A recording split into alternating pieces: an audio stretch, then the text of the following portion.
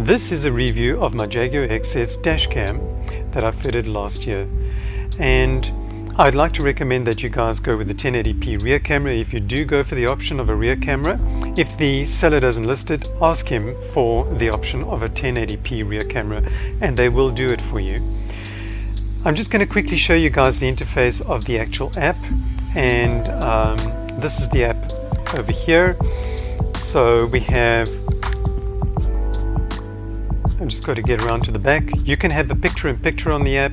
You can do all your settings on the app. You can move the front to the rear to the front, or just show the rear, or just show the front. We've got your Wi-Fi password, and that is just 1234567 and you can do sound recording or not. You can switch it off. Time watermark, yes or no. I've set mine to 5-minute recording intervals, and you can set it for impact sensitivity. I have mine set at high in case somebody bumps it while it's parked. And when you have a front and rear camera, you can only choose the 30 frames per second option. It has all those other options as well, but it really can only do 30 frames per second. That's all it can do. So you can also reset all your factory settings or back to factory settings. And you can also go into your photo mode. You can view the videos on the Dashcam using the Wi-Fi. You just connect via Wi-Fi and you can actually go and view all the videos looking just at the app, or even photos that you've taken. So, and if you switch to photo mode, you can actually take a picture and it'll tell you success, and so on and so forth. So that's the app in a nutshell. I'm going to show you guys some footage now. I think it's really what you want to see. Getting to the footage, I'm just going to show you guys. You know, this is freeway driving, nice weather. You can see that the sun is actually glaring on the dashboard, and it is reflecting a little bit, but I'll be honest, the reflection isn't as bad as it was on my previous Jaguar XF. That had a similar dashcam fitted as well. The chip on this dashcam is a Novatec, and Novatec does most of the dashcams for all dashcams nowadays. Ambarella is the other one, the main competitor, and they also do some as well, but Novatec is the main one.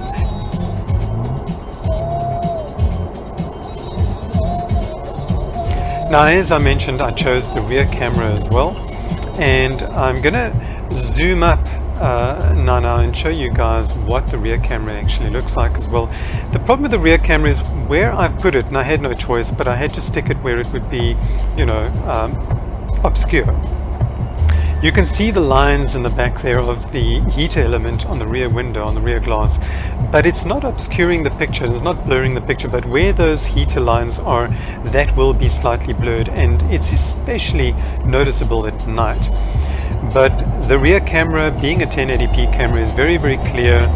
Here you can see I'm overtaking some cars that are driving slow in the fast lane, and it's very, very clear. You can even read the road signs, and that is where the sun is actually glaring onto the camera. So it's handling that very, very well. And the front camera now is not showing, or is in the opposite direction of the sun. But now we move on to nighttime footage, and the nighttime footage is just not good on this camera. It's not as good as the footage that I used to get on my old Audi's camera. And I think part of this is because the Novatec chip is sharing its capabilities with the rear camera as well. So for that reason, it's trying to cope with recording two inputs at the same time, and also trying to compensate for the dark, the lack of light. So you can see there where the heater lines are, the lights are slightly distorted as they go past. But the rear camera has a hard time trying to cope at night. It's very pixelated, it's very grainy. The front camera does a slightly better job, but not as well as I would have expected. You can't actually see license plates unless a car is standing still in front of you, but if a car is moving, you actually can't see it that much. So here I am driving down. You can see the sun had just gone down probably about 30 minutes prior, and you can see quite a lot of sort of like a starry effect that other cars' lights are creating, and the traffic lights are picked up pretty well. you know, I guess it's not too bad, but it's also just not as good as I would have hoped it to be. So this road is a little darker. Now I'm actually heading back to where I live, and I'm going to take a drive through the estate, and I'll be going down a very dark road where the lighting is really bad. And you'll see that the front camera does a good job of picking up the car's headlights and what the headlights are actually focusing on. So it does a good job of focusing on that. The rear camera, on the other hand, as you can see right there, is not coping very well. Especially now I'm going down a very dark road here. You can see the lights fading in the rear camera at the back. So the rear camera is just picking up literally nothing. You know, everything is just pitch black. And you'll see there's a light there now, but not very good. And you can see a lot of noise in the picture, very grainy. So if you do a lot of nighttime driving, this is probably not the camera for you. You don't want to be fitting this camera to your car. For me, I don't do that much nighttime driving, and it's mostly for daytime driving. And I'm pretty happy with what it can do during the daytime. But here again, you can see it's a very dark road, not well lit, but it is doing a good job of picking up what is going on ahead. And I think if somebody had to pull out in front of me now and I had an accident, it will pick everything up, and I will be able to prove who was at fault, whether it was me or the other car. But here it's picking up the road signs okay. But again, like I said, it's not as good as some dash cams out there, especially the one I had on my old Audi A4. I'm going to recommend this dash cam to you guys if this is what you would like. If you like something that's hidden, that people can't really see. My dealer, for example, didn't even know I had a dash cam fitted, and I needed that footage to prove to them that they'd actually damaged my rims, you know, back then. And so yeah, I would recommend this dash cam if you want something that's hidden, it's obscure, that people won't really pick it up.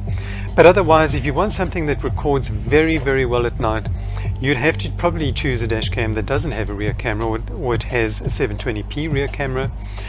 And it would probably be one that is one of those dash cams that you have to stick up on your windshield. And that is unfortunately going to be very noticeable to other drivers, and it's going to be noticeable to other people. So I hope this video was helpful. Enjoy the rest of the footage that I'm going to leave you guys here with. You know, if you want to watch the rest of the footage of me driving around, I think I came up behind another XF a little bit further down in the footage, and it's an old shape XF, and it was quite nice to see somebody else driving a Jag on the roads as well. But enjoy the rest of the footage if you want to watch it, or you can click off now. Thanks for watching. Cheers. Till next time. Bye.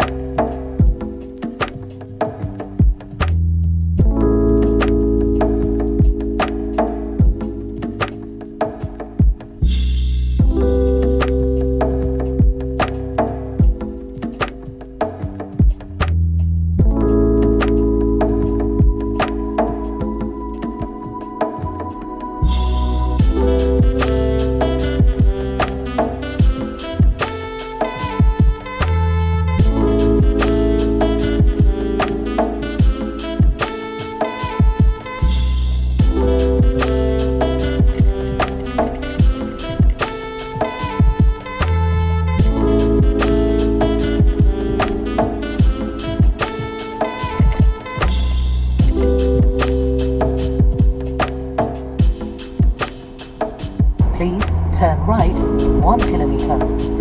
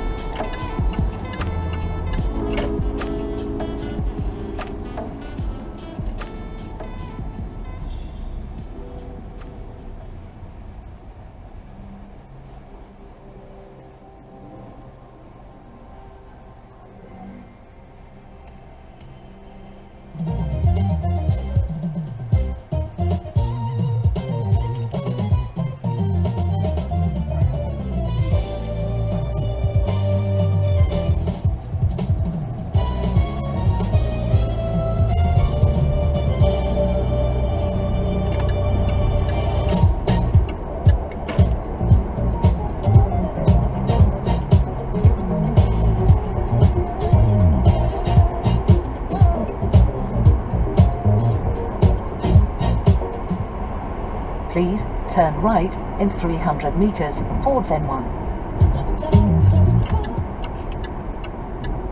Now turn right.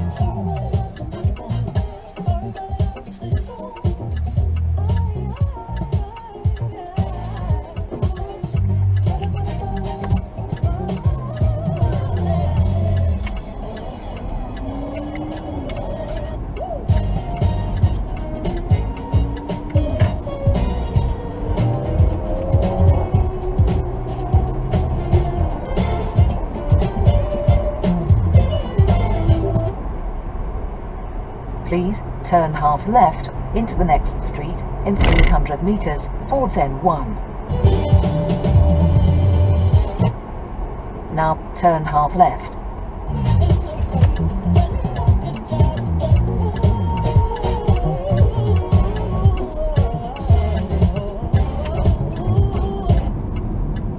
Please follow the motorway for 6.3 kilometers.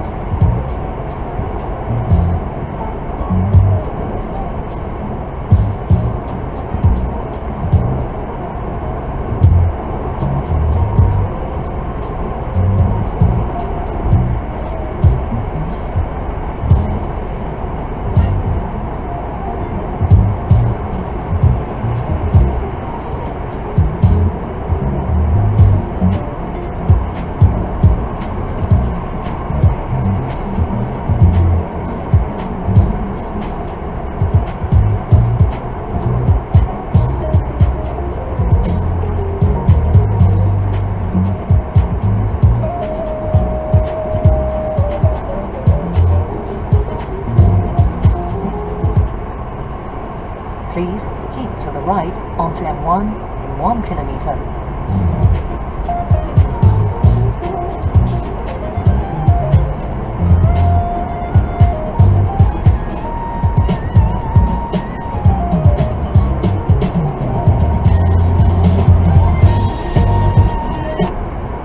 Now keep to the right.